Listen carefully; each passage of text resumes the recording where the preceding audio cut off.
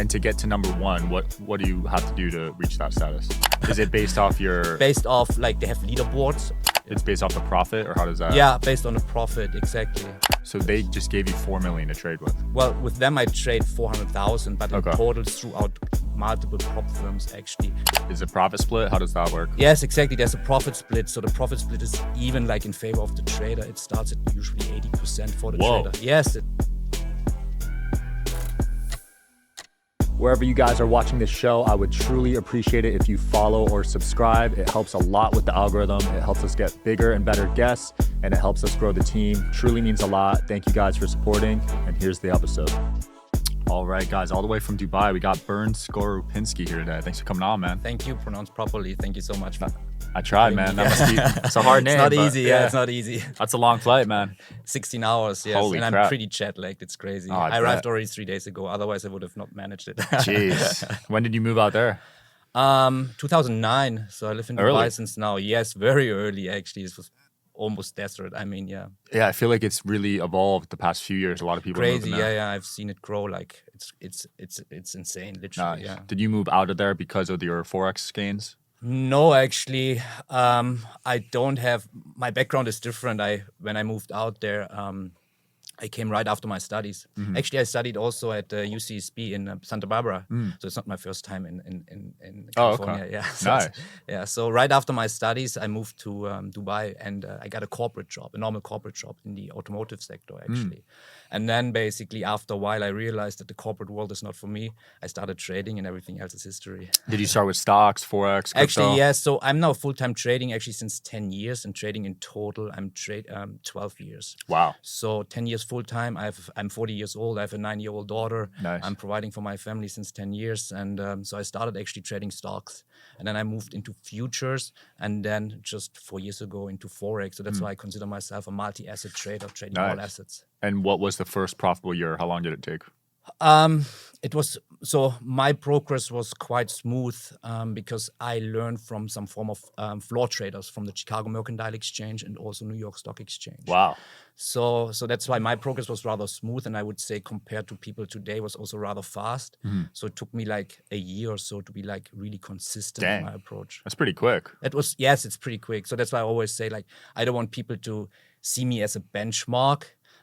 Because I also feel like it was rather quick. But Right. Obviously, it's also like you evolve as a trader. Now I'm a much better trader than like 10 years ago. Yeah. So you had good connections. Yeah. And is your strategy to be in and out within the same day? No. So I'm apparently people like to classify themselves when they are traders, right? You have scalpers, Yeah. you have day traders, and I would consider myself actually a swing trader. So Okay. I call my approach set and forget and get alive. Right? So set and forget and get alive because my execution time frame is usually daily time frame. So I stay in trades for like weeks. Wow. So this gives me also the time freedom that everybody wants, right? Otherwise, you're still. I'm coming from the corporate world, as I said. Like the reason why I left corporate world because I didn't want to be a slave of my desk anymore. But if you're like a scalper or day trader, you're like sitting at your desk every day as well, and you don't have the time freedom. And the only reason why I quit my corporate job was like I wanted to have that time freedom. Right. So that's why I moved towards that kind of swing trading approach. A lot of anxiety in day trading. Yeah, crazy, and it's hard to make it work consistently, right? In trading, it's all about being consistent. Everybody can make money in trading. It's like a 50-50 chance. I mean, I can make money by closing my eyes and, just pressing the buy or sell button. Yeah. So you make money eventually, but it's all about consistency month over month over month and then years over years. And this is hard to pull off with day trading or even scalping. Right. And what percentage return do you aim for on a yearly basis? That's a good question. So as a professional trader, you don't think in returns, actually. You think Oh, wow. Yeah. This is, by the way, also what I would say, how you can expose like scammers, because they talk in percentage gains. And but at the end of the day, this doesn't mean anything. I talk in risk to reward, because now if I tell you I make 10%, I make 20%, I make 100%, what does it mean to you? Nothing. Because what is really more important is the risk factor behind it. I could say I make 100%, but I risk 200%. So I'm a very bad risk manager, right? At the end of the day, because Right. I risked more than I made. Leverage. Yes, exactly. I risked Wow. more than I made eventually. So that's why if I tell you just a percentage percentage gain, it doesn't mean anything because you don't know the risk factor. Yeah, that makes sense. And how much capital did you start with? Because a lot of guys now are trying to start with a few 100,000. Is that even possible in your opinion? So in the past, I would have said to make money in trading, you need money, right? I started off with a $50,000 account in the futures market. But nowadays, you have all these prop firms, right, where you can trade, where you can get funded by firms, a very high amount, up to $400,000, $500,000. And so nowadays, you only need the skill. You only need to develop the skill in trading, and then you can get funded through these prop firms. And then you can get funded even like 7 figures. Wow. So I'm funded actually $4 million.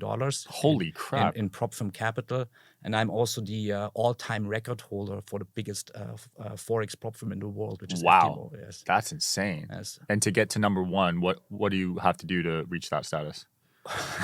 Is it based off your... Based off, like, they have leaderboards.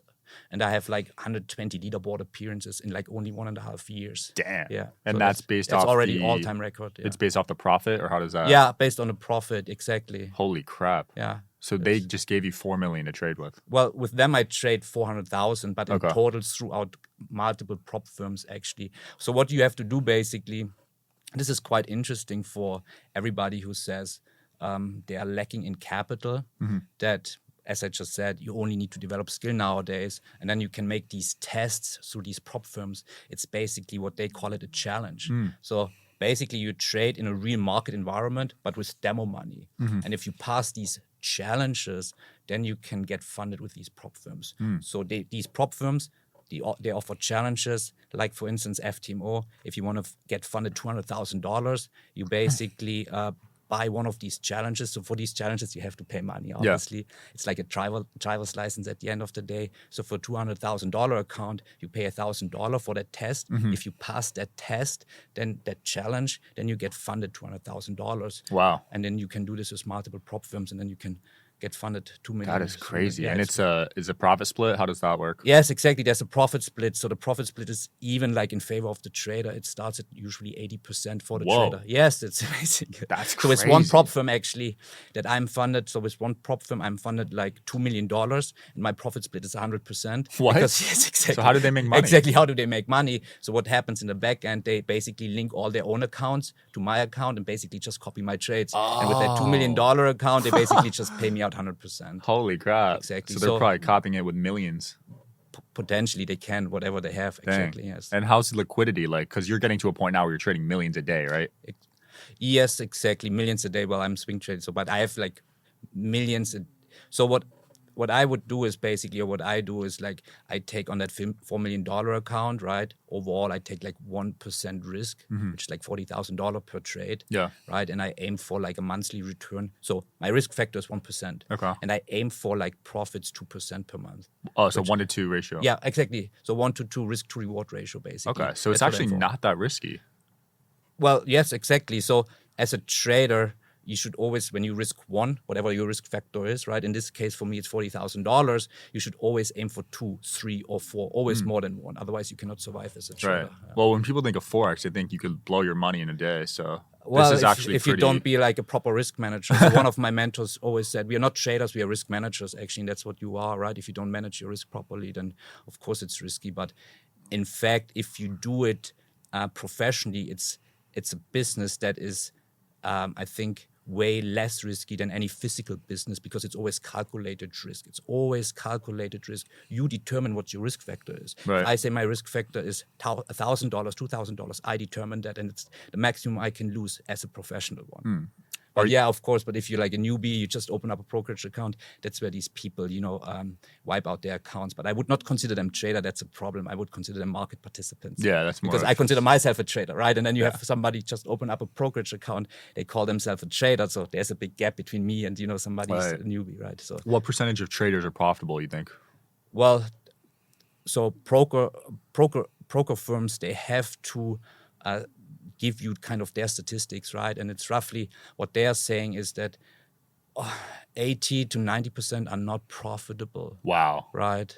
Crazy. So it's only 10% that are profitable. That's high, but it's probably similar with stocks too. Well, it's similar in general trading, right? Because it's quite interesting because at the end in trading, it's quite interesting because trading is another profession like any other profession, like becoming a doctor, becoming a lawyer, becoming a pilot, becoming an engineer. Like it's just another profession, and there's a process to basically earn that profession, right? To become like proficient in something. But when it comes to trading, people just basically think it's completely different. They open up a brokerage account and then they wipe out their account because they're not skilled, right? It's like I would drive now a Ferrari without having a driver's license, never driven a Ferrari. What do you think what's going to happen, right? I'm going to crash the car eventually. Yeah. And that's why so many people blow up their accounts because they're not skilled. Right. Discipline. Well, it's all like this comes on top, right? Yeah. Like all these characteristics, disciplined, following your rules, perseverance, all these kind of things comes on top. Being right? objective, controlling your emotions. Objective, yeah, or robotic in your approach. Because if you're not objective, then you cannot become consistent. One goes with another, right? Right. Yeah. Do you ever worry about AI replacing what you're doing? Not really. I think actually it's always going to be a hybrid model. AI can give suggestions, but it's always like the human who has to execute at the end of the day. Do you use any AI to research or anything? Well, we developed our own tools that I call like hybrid AI in a way, where we basically ask the system, give us the best trades in a specific month, in a specific time frame, on a specific day, including holding period, percentage risk, and so on and so forth. But it's still like for us traders to execute then at the end of the day. Yeah, that's interesting. Because I've seen some people run ads on their AI traders on Instagram ads, but I don't know if it's legit. Nah, it's usually not legit. Yeah. I mean, again, this is like that notion that people have that, hey, there are people out there that have these magic, let's call them bots, right? Selling them for $50 that you just have to press the button and magically it's going to make you consistent income, right? I always tell people, use a little bit of common sense. How does it sound to you, right? You don't have skill at all. You buy something for $50 where you just have to press the button and then magically it's going to make you money forever. Like, how does this sound to you? Like ridiculous, right? It's ridiculous. Of course. But people, that's why they want to believe these, that it's for them like getting out of the, rat race basically, and that's why they believe in these things. But yes, it's just nonsense. Have you been able to trade with similar results during recessions? Yeah, during recessions, actually, I would say, during this was like one of my best years. Wow. Because, yeah, of course, because in trading, obviously, you can make money on both sides. Actually, I called, and it's on my Instagram. So everything I do, I make very transparent. Yeah. So back then we called the market crash. So we are basically selling short, right? You can make money on both sides, right? Buying into the market, but also selling into the market, right? Yeah. So, are you interested in coming on the Digital Social Hour podcast as a guest? Well, click the application link below in the description of this video. We are always looking for cool stories, cool entrepreneurs to talk to about business and life. Click the application link below, and here's the episode, guys. And there are two emotions in the market. There's fear and greed. So obviously fear is it's a way stronger emotion. So when the market is dropping, the market drops way quicker. So you can make money faster if you know how to do it. Right. That makes sense. Speaking of crash, guys like Robert Kiyosaki and Michael Burry are calling a stock crash this year, right? Well, it's quite interesting because they're calling it every year. And so if you're calling it every year, you might be right once, right? And Michael Burry was right 2008, but ever since he's calling it every year, and it's never right again. And I actually, on my YouTube channel, I called him out even last year in October, where he actually bet $1.6 billion against the market. Whoa. And I said the market's going to make new all-time highs. I said basically he will not be right and he doesn't know what he's doing at this stage, right? So, damn, so and he lost it all? I think he lost it all, but because he was wrong and the market made new all-time highs. Holy crap. So, and again, this year as well, there's something called, and this is very powerful, presidential election cycle. And obviously the U.S. presidential election plays a crucial role on how the stock market behaves in the market. And this presidential election cycle is 4 years, and every sub-cycle is basically 1 year. So it starts with pre-election cycle, then you have election cycle, then you have post-election cycle, then you have midterm cycle. Then again, everything starts again pre-election and so on. And this year, obviously, 2024, we are in election cycle, right? So in election cycle, it's quite interesting. If you do like just statistics, back testing in the past 15 years, during that election year, in the past 50 years, only during that election year, you have an average return of roughly, only if you had bought during election year, of roughly 8 to 9%. Wow. And the market only dropped, didn't make a new all-time high 3 out of 12 times. So 12 times it made a new high, 3 times it didn't make a new high. So just by that statistics alone, your chances that if you just buy into election year is 75%. Holy right? crap. So why would you bet against that statistic? Yeah, right? good odds. And it's good odds. And by the way, it's also statistically proven. Because people are commenting what's happening when Trump is going to be president. What happens if Biden gets reelected? Yeah. Statistically, it doesn't make any difference whether Trump, Biden, Democrat, Republican, or even, I don't know, Dwayne "The Rock" Johnson becomes president. Statistically, during election year, the market makes new all-time highs. Wow. Yes. That's surprising because everyone's saying Trump will skyrocket the economy if he gets elected, and then if Biden does, it'll crash. Yeah, exactly. But that's all like, just this is just an opinion. It's very subjective, right? Yeah. So it's, again, we just talked about you have to be objective, and the data, statistical data, just speaks volume by itself. Yeah, right? so you don't even look at the news to base your trades? I couldn't care less. Wow, because a lot of people look at the news. Yes, but I firmly believe these people cannot be consistent. Again, another sign for me to call out scammers when like people are so subjected to news and base their decision on news. You cannot be consistent. How? Right. Because it's very subjective how you interpret these news. That's true. Plus, a lot of the news are paid for by certain people. Exactly, right? We could go down this rabbit hole, like talking about conspiracy theories, but it's true, right? It's true, right? Yeah. They're paid by certain agencies and, certain companies, and they control the news, right? It's just like, for instance, all these big corporations, right? So yeah, it's refreshing to see someone like you be the face of the Forex stuff, because there's a lot of Forex scammers with Lambos and all the cars and watches. Yeah, it's crazy. So I'm actually pretty new to social media in a way, because I only opened my YouTube channel like a little bit more than a year ago. Mm-hmm. And my public appearance basically was driven by my FTMO all-time record. Right. Can't deny those results. You cannot deny these results, right? But again, when it comes to trading, the problem is that there is this is the only profession where you don't have like any accreditation system, right? Where you don't have any certification system. Anybody can call themselves a trader, right? Sean, you could call yourself a trader tomorrow just by no license needed. No license needed, right? Yeah. You just read a trading book and you can articulate yourself well, and then you just call yourself a trader, and then you're selling XYZ to people, courses, right? Courses and stuff. So that's a big problem in this business, and obviously that's why people taking advantage of that. And it's so cringe to me, to be honest.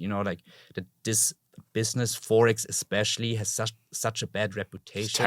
It's terrible, right? I'm very proud of being a trader, but I'm kind of ashamed for like this kind of business, because I have to justify it for all these scammers as well, and like always these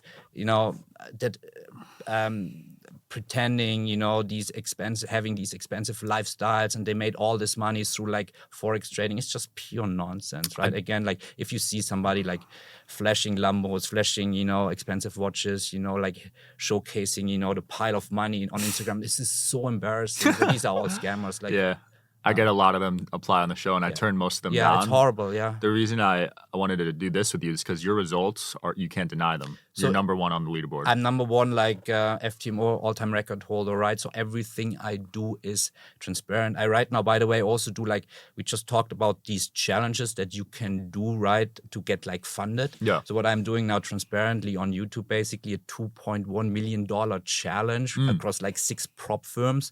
And I'm telling people like what trades to take, and I'm like calling out all these trades in advance, basically, just for people to see, again, another layer of transparency. So I see me basically, my goal is that I want to, it sounds a little bit corny, but change the kind of space a little bit, to better and show people, what it takes to be transparent, and tell also people, hey, setting a new standard in the business. Yeah.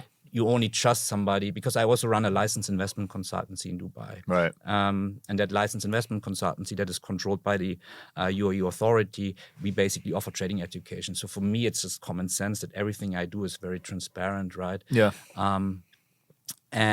So yes, I want to set a standard in the industry and show people really, okay, you need to do this to showcase transparency. And if you if you're not transparent and and you offer something, right, a course or whatever, like some signals, Telegram group access, whatever it is, Signals, right? yeah. Signals, right? That's how they call it. So, anyway, if you offer that, but you cannot show transparency in any kind of way, right? Then most probably and very likely you're a scammer. People have two signal chats, so they'll have one chat that says one thing and another chat says the other. Yeah, crazy, right? Yeah, even faking like statements and stuff. Yeah. Something that actually also got very viral. That is like one trader, right? Very big trader in the space at this time was actually faking my FTMO certificates and publishing on his social media and pretending it's his certificate. But you know what's funny, actually? You know what he did? He removed my name on the certificate, put his name on the certificate. But you know what you don't know is on these certificates, there are QR codes. So if you scan these QR codes, you get to the real certificate. So he was actually posting it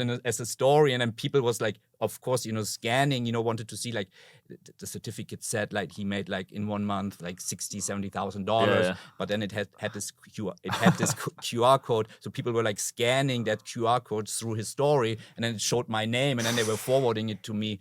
And you know, funnily, I mean, at the end of the day, this was good PR to me because it was a big guy in like Miami, you know. Sounds like Miami, yeah. It's exactly, that's why, you know, funnily I call them, you know, all these scammers, like to me, these are like the Miami boys because most of them like.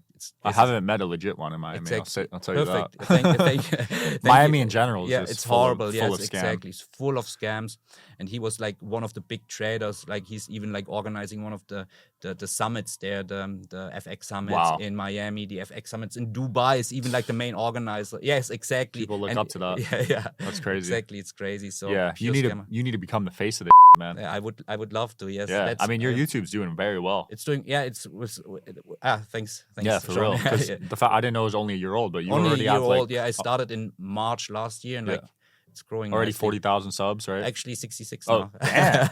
Popping off, my man. It's growing nicely, yes. You're about to get that 100K flat. You know, it's funny because my daughter, she's 9, and all she can talk about is like her role model nowadays are not like actually YouTubers, right? She's watching, you know, all the YouTube channels that you can imagine, Mr. Beast and stuff.